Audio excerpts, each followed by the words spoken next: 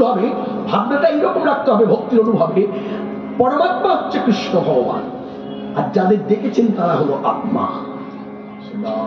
এই যে পরমাত্মার এই যে আত্মার যে মিলন, এই জায়গাটা যখনই আপনি এইভাবে কথার মধ্যে দিয়ে ডুবে যাবেন, আপনার অনুভব হোক চাই না হোক, ভাষাটাও যদি মুখে উচ্চারণ করেন, ভাষাটাও যদি কর্ণগত হয়, জানবেন লীলা কখনো বিকৃতি হবে না, লীলা লীলাই থাকে। না হলে সারা জীবন ধরে লীলা শুনলে মনে হবে যে এই হলো যুবক যুবতীর খেলা, নায়ক নায়িকার খেলা। যেমন এই যে নৌকা বিলাস, নৌকা বিলাস একটা লীলা আছে। বেশিরভাগ মানুষের ধারণা নৌকা বিলাস মনে হচ্ছে নৌকা নিয়ে কৃষ্ণ এলো আর মেয়ে মানুষগুলো এসে তীরে দাঁড়ালো, এই ঠাড়ে ঠুড়ে একটু কথা হলো, নয়ন নাচানি হলো, হ্যাঁ, তারপরে যখন বসলো ঠেলা ঠেলি হলো, হ্যাঁ, এই হলো এই নৌকা, এই পথ থেকে ওপারে গেল, এই নৌকা বিলাস না। তরি কিন্তু একটাই, ভবতরি, যার কান্ডারি হলো পরমাত্মা ভগবান শ্রীকৃষ্ণ।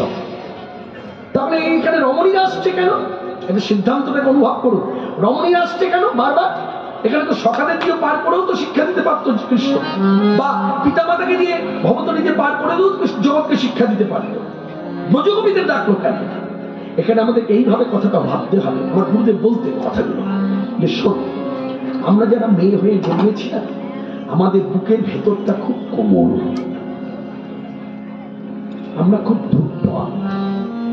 প্রত্যেক মেয়েরাই আমাদের নিজজনের কাছে নিজেদেরকে এমন ভাবে প্রকাশ করি যে তুমি ছাড়া আমি জীবনে বাঁচতেই পারবো না, এতটা আশ্রয়, যে তোমাকে আশ্রয় করি আমি বেঁচে আছি। এই ভাবটা যখনই প্রকাশ পেয়ে যায়, তখন কি হয়? স্বামীর সুখ হয়। দেখতো পরমাত্মা কৃষ্ণ। আর এই যে রমণীদের এনেছে, এটা আত্মা।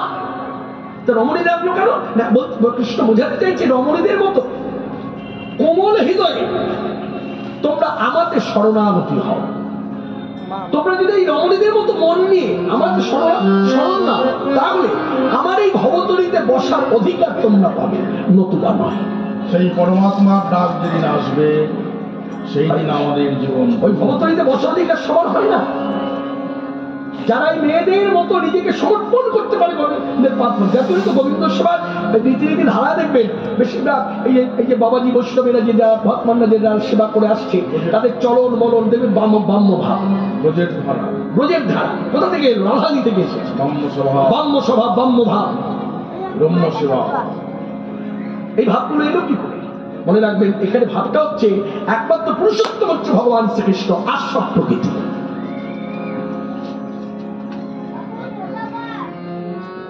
কৃষ্ণ সবার অন্তরে অধ্যক্ষ রূপে সামিল হয়ে আছে। কৃষ্ণ শুধু রাধা। হরে কৃষ্ণ। তুমি প্রভু আমি দাস, তুমি প্রভু আমি দাস, প্রভু আমি দাস, তুমি প্রভু আমি দাস। জন্মে জন্মে জন্মে তুমি প্রভু আমি দাস, জন্মে জন্মে জন্মে তুমি প্রভু আমি দাস। জন্মে জন্মে জন্মে হয় যেন মোর বুঝে ভাসে, হয় যেন মোর বুঝে ভাসে, হয় যেন মোর বুঝে ভাসে মনের অভিলাষ। তুমি প্রভু আমি দাস, এই জন্মে নয় জন্মে জন্মে পুরাও মনের অভিলাষ, হয় যেন মোর ব্রজধামে বাস। ব্রজের ভজনের কথা। রাধা ঠাকুরানী ভেতর ঘরে আছে, আর বড়াইমা যোগদার সঙ্গে কথা বলে যাচ্ছে। শোনো, যে জন্য সধমানা বিধি শাস্ত্র অনুসরী, শরী মানে স্মরণ করো বিধি শাস্ত্রের কথা, বিধি শাস্ত্র অনুসরী মায়ের পাবে করই অর্পণ। চিরায়ুষ্মতি হবে, চিরদিন সুখে হবে মা। চিরদিন সুখে হবে, অকল্যাণ হবে নিবারণ, তার অকল্যাণ হবে নিবারণ। তার প্রতিরায়ু বেড়ে যায়,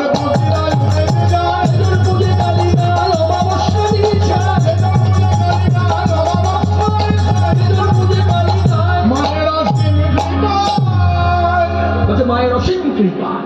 যেই কথা শেষ, সঙ্গে সঙ্গে প্রতিরায়ু বৃদ্ধি। এই জটিলার প্রতিরায়ু মানে আমার ছেলের আমি অমনি বড়াইকে ডেকে বলে, বড়াই ভেতর ঘরে যাও, যাও যাও যাও, তোমার নাতনিকে সাজিয়ে গুছিয়ে নিয়ে যাও, আমার বৌমাকে নিয়ে যাও। এবার ভেতর ঘরে গিয়ে দেখছে রাধারানী মাথা নিচু করে বসে আছে। যেই মাথা নিচু করে বসে আছে, আর পশ্চাৎ আগে এসে বড়াইবার দাঁড়িয়েছে। ভাবটা আপন আপন গুরুপাদ পদ্ম হৃদয় ধরে একটু অনুভবে আনে। এই রাধারানী বসে আছে এই বড়াই, অনুরাগ রে হ্যাঁ, এমন অনুরাগ না হলে কি কৃষ্ণ পাওয়া মুখের কথা, এমন অনুরাগ যার হয়েছে সেই তো জানে, এমন অনুরাগ যার হয়েছে সেই তো জানে। এই ভাবে দেখে বড়াইমা ভাবছি কি করি কি করি, এই বলে গায়ে হাত দিয়েছে। নাতনি সোনারো নাতিনি গুণমণি মিথ্যা কেন ভাবো আপনারা, আজ কালী পূজার ছলা করি তোর মনোবাঞ্ছা গাইব পুরাণ, হরে কৃষ্ণ ব্যবসা বিকাশ হবে লীলা শত আজ অমাবস্যায় দেখব যুগল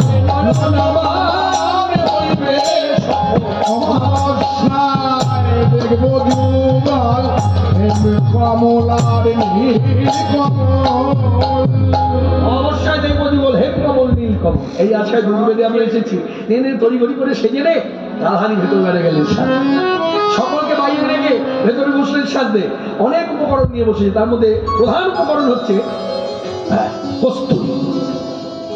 কথাটা অন্যভাবে নেবেন না, দৃষ্টিভঙ্গি আলাদা করবেন না, কাউকে আঘাত করতে চাইছি না। আমি আমার ঘর দিয়ে বলি, যেমন আমার ঘরে এখন মেয়ের বয়স হচ্ছে 23 বছর। 23 বছরের তা মেয়েটি সাজতে চায়, এটা দাও ওটা দাও, বাবা হয়ে দিতেই হবে জানি। আর এখানে আমার কথা প্রসঙ্গে কথাটা এসে গেল, একটু বলে দিই শিক্ষণীয় কথা।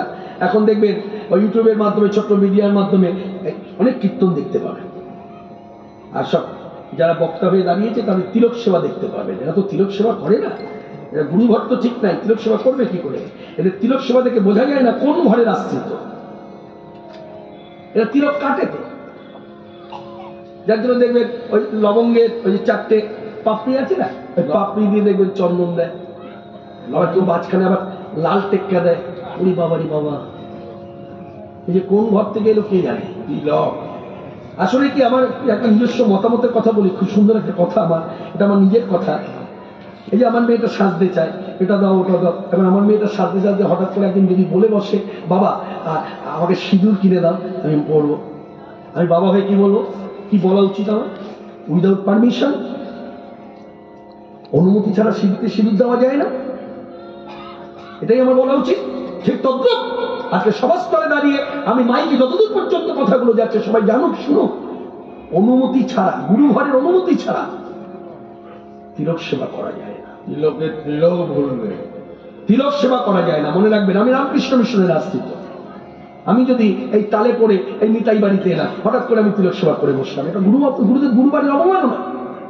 আপনি তো ওই মিশনের আশ্রিত, আপনি কেন তিলক সেবা করবেন? আপনি শ্রীগুরুর সঙ্গে শ্রীমৎ দুর্গা প্রসন্ন পরমহংসদেব ওই ঘরের আশ্রিত। আপনি ভারত আশ্রম সঙ্গে প্রতিষ্ঠাতা শ্রীমৎ পরমানন্দজি মহারাজের ওই ঘরের আশ্রিত। আপনার শৈব সাধনা, আপনি কেন তিলক সেবা করবেন? ঘর আপনি বুঝুন, অনুকূলের আসছে, আপনি ঠাকুর অনুকূলের আশ্রিত। ওই ঘরে তো তিলক সেবা নাই, তিলক নয়। তা আপনি কি করে তিলক সেবা করছেন? গদাধর পরিবার, অদ্বৈত পরিবার, নিত্যানন্দ পরিবার, এক একটা পরিবার আছে তো, তাদের তিলক আছে। তা মনে রাখবেন, এই যে যারা এই যে তিলক সেবা করতে জানে না, তবু তো তিলক সেবা করে, এটা একটা ভাবনা। কীর্তন করতে গেলে বোধহয় তিলক সেবা করতে হবে, এর থেকে তিলক সেবা না করে যদি হরি কথা বলে তা হলো ভক্তি জানে। কিন্তু এই উল্টো পাল্টা কিছু মেখে এসে তিলক সেবা, এটা ঠিক ভক্তির প্রচার নয়। আপনাকে প্রথমত জানতে হবে মাঝখানে কোনো ফোটাই চলে না, এটাকে আপনি জানুন গুরুঘর থেকে, গুরুদেবের ঘর থেকে ভালো করে জানুন। শাস্ত্রে লেখা আছে এই বিষ্ণু মন্দিরের মধ্যখানে কেউ বসার অধিকার নাই, একমাত্র বিষ্ণুদেব বসবেন। ডাইনে বাঁয়ে যে কেউ বসতে পারে, শিব বসতে পারে, ব্রহ্মা বসতে পারে, আরো যারা আছে সবাই বসতে পারে, কিন্তু মধ্যখানে বিষ্ণুদেব ছাড়া কেউ বসবে না। আর মধ্যখানে যদি কেউ বসায়, যেমন এই লাল টাকা দেয়, অন্য কিছু টেকা দিল, মনে রাখবেন শাস্ত্র বলছে ওটা শুকর বিষ্ঠা। কি বলছে? আপনি রোটেশন করুন কথাগুলো। এই জেলাতে তো অনেক শাস্ত্রজ্ঞ পণ্ডিত বৈষ্ণব আছে, তাদের কাছে নিয়ে যান কথাগুলো, আমার নাম ধরে বলুন যে ব্যাখ্যা করছিল ওখানে দাঁড়িয়ে, কথাগুলো কতটা ঠিক কতটা ব্যাঠিক জেনে নিন। বলছে শুকর বিষ্ঠা, তো তুমি যাও কি করে মাঝখানে? এগুলো জানতে হবে। এই জন্য দীক্ষা গুরু ঘর খুব ভালো দরকার, ভজনশীল। দেখতে রূপ হোক, খারাপ হোক, রোল গোল্ডের চশমা ব্যবহার করে না, কিন্তু গুরু আমার ভজনশীল, গুরু আমার আরতি করতে জানে, গুরু আমার ভগবানের সেবা লাগাতে জানে। যার সেবা যেমন দিতে জানে, তেমনি সেবার থালাটা আবার ভোগ হয়ে গেলে সেবার থালাটা সরাতেও জানে। আচরণ করেন বলেই তার আচরণ। গুরুবৃত্তি করলেই হবে। এই তো কিছুদিন আগে বন্যায় কীর্তন করছিলাম, কীর্তন সেরে যেই নেমেছি 3-4 জন এসে বলছে, কৃষ্ণদা আপনি আমাদের দীক্ষা দিন। একটা কথা বলবো, আমার কি, আমি তো জানেন আমার ঠোঁট কাটা, তা আমাকে যদি গুরু করেন, জয়সা গুরু তৈসা চালা, ঠেলতে ঠেলতে নরকে গেলা। আর যা বোঝার বুঝে নি। ভালো কীর্তন করি বলে গুরুবৃত্তি কিন্তু শোভা পায় না, উচিত না। এর থেকে আপনি এক কাজ করুন, যখনই কেউ এসে বলবে আপনি নিয়ে যান, যারা প্রকৃত গুরুবৃত্তি করে তাদের কাছে নিয়ে যান, তার কল্যাণ হবে, তাকে পথ দেখান যে কাকে আশ্রয় করলে ভক্তির পথে আপনার উন্নতি হবে। তাকে আগে জিজ্ঞাসা করুন। কথা আমার গুরুদেব এইভাবে বোঝাতেন, কৃষ্ণ আগে মানুষকে জিজ্ঞাসা করো সে কি ভগবানকে ভালোবাসে। কারণ আমাদের হিন্দু শাস্ত্রে অনেক ভগবানের রূপ আছে, আগে ভগবানকে ভালোবাসে কিনা জিজ্ঞাসা করো। তখন দৃষ্টান্ত দিয়ে বলছে, আগে মানুষকে জিজ্ঞাসা করো আপনি কি গঙ্গা স্নান করতে চান। প্রশ্ন, সে যদি বলে হ্যাঁ করতে চাই, বলে তাহলে আপনার উদ্দেশ্য যদি হয় গঙ্গা স্নান, আপনি যে কোনো ঘাটে গিয়ে করতে পারেন। আপনি কাটোয়ার ঘাটে করতে পারেন, হাওড়া গঙ্গার ঘাটে করতে পারেন, অমুক ঘাটে করতে পারেন, নবদ্বীপের ঘাটে করতে পারেন। আপনি ঘাট বিচার করছেন কেন? আপনার উদ্দেশ্যটা গঙ্গা স্নান।